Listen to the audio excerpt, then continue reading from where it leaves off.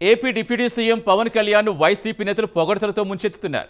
Pawan best leader అంటూ జగన్కు అత్యంత సన్నిహితుడైన విజయసాయిరెడ్డి ప్రశంసిస్తున్నారు.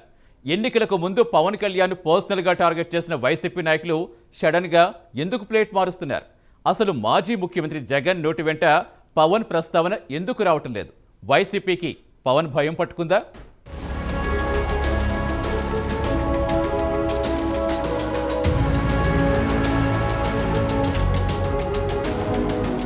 పవన్ కళ్యాణ్ విషయంలో చాలా ఎక్కువ చేశామని వైసీపీ ఫీల్ అవుతోందట. దాన్ని ఇంకా సాగదీస్తే ఓ వర్గం కంప్లీట్గా దూరమవుతుందని భయం వైసీపీ పెద్దలకు పట్టుకున్నట్లు కనిపిస్తోందంటున్నారు.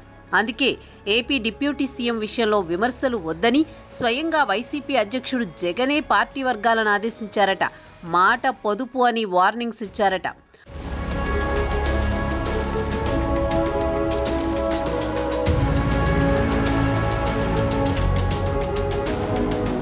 ఆ క్రమంలో అసలు పవన్ గురించి వైసీపీలో మొదలైన కొత్త చర్చ ఏంటనేది ఆసక్తికరంగా మారింది. అధికారం కోల్పోయాక వైసీపీకి తత్వం బోధపడినట్లు కనిపిస్తోంది. డిప్యూటీ సీఎం పవన్ను టార్గెట్ చేయడం ద్వారా ఎంత నష్టం జరిగిందన్న విషయం ఆలస్యంగా గుర్తించిన వైసీపీ నేతలు తమ రాడార్ నుంచి పవన్ను తప్పిస్తే కానీ పార్టీ తలరాత మారదని గ్రహించారట.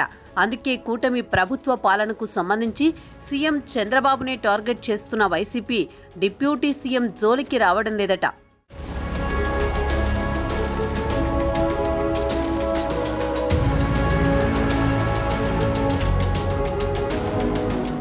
మొన్నీ మధ్య పిఠాపురంలో పర్యటించిన మాజీ ముఖ్యమంత్రి జగన్ స్థానిక ఎమ్మెల్యే పవన్ ని ఒక్క మాట కూడా అనకపోవడం వైసీపీ వైఖరిలో వచ్చిన మార్పును సూచిస్తోందంటున్నారు. పిఠాపురం పర్యటనలో పాపం పవన్ సినిమాల్లో నటిస్తే సీఎం చంద్రబాబు రాజకీయాల్లో నటిస్తున్నారని జగన్ విమర్శించారు.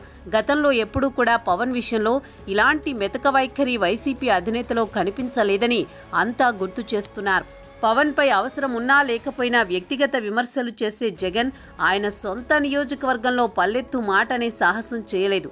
అందుకే వైసీపీ నేతలు కూడా డిప్యూటీ సీఎం పవన్ పై విమర్శలకు ఆలోచిస్తున్నారంటున్నారు.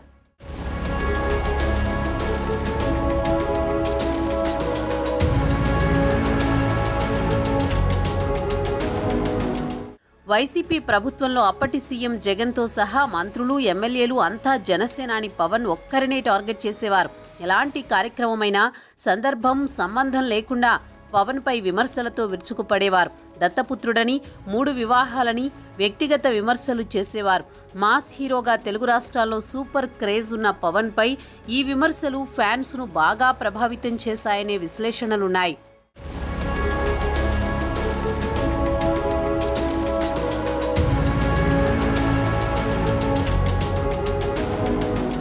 అసెంబ్లీ ఎన్నికల్లో వైసీపీ ఓటమి చెందడానికి ముఖ్య కారణం పవన్ కళ్యాణ్ మాత్రమేనని భావిస్తోందట వైసీపీ. పవన్, చంద్రబాబు చేతులు కలపకపోతే తమకు ఇంత డ్యామేజ్ జరిగేది కాదని వైసీపీ నేతలు అంతర్మథనం చెందుతున్నారట. పవన్ను అనవసరంగా కెలికి నష్టపోయామనే భావనలో ఉన్నారంటున్నారు.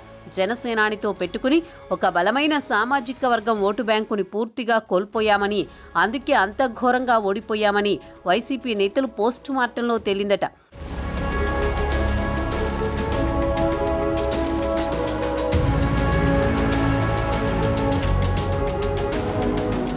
అందుకే కూటమి ప్రభుత్వం ఏర్పడిన నుంచి వైసీపీ నేతలు పవన్పై తమ విమర్శల దాడి మానేశారట. కేవలం చంద్రబాబు, టీడీపీ మంత్రులను టార్గెట్ చేస్తున్న వైసీపీ నేతలు డిప్యూటీ సీఎం పవన్ను ఏమాత్రం టచ్ చేయడం లేదు. ఒకవేళ పవన్ను టచ్ చేస్తే ఏం జరిగిందో, ఏం జరగబోతోందో అన్న విషయాలపై స్పష్టమైన ఆలోచన ఉండడంతోనే ఎలాంటి విమర్శలకు దిగడం లేదంటున్నారు.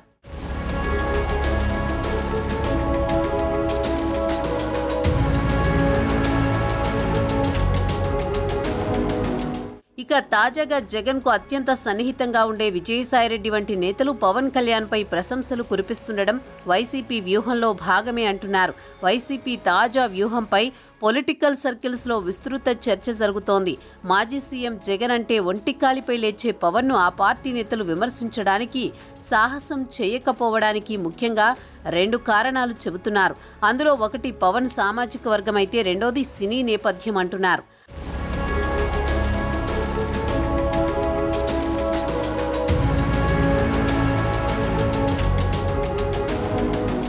అదీ కాక ఎన్నికల ముందు వైసీపీ నుంచి మచిలీపట్నం ఎంపీ బాలశౌరి వంటి ముఖ్య నాయకులు కొందరు జనసేనలోకి వెళ్లగా ఇప్పుడా వలసలు ఎక్కువయ్యే పరిస్థితులు కనిపిస్తున్నాయి. జగన్ బంధువు ఇన్నాళ్లు పార్టీ సీనియర్ నేతగా ఉన్న బాలినేని శ్రీనివాసరెడ్డి చేరికను ఉదహరిస్తున్నారు. అలాగే మరో నేత సామినేని ఉదయభాను కూడా వైసీపీని వీడి జనసేనలో చేరతారన్న ప్రచారం జరుగుతోంది. ఇలాంటి పరిస్థితుల్లో డిప్యూటీ సీఎం విషయంలో గతంలో మాదిరి కాకుండా ఆచితూచి వ్యవహరించాలన్న చర్చ గట్టిగానే జరుగుతోందట. మొత్తానికి వైసీపీకి పవన్ టెన్షన్ గట్టిగానే పట్టుకున్నట్లు కనిపిస్తోంది.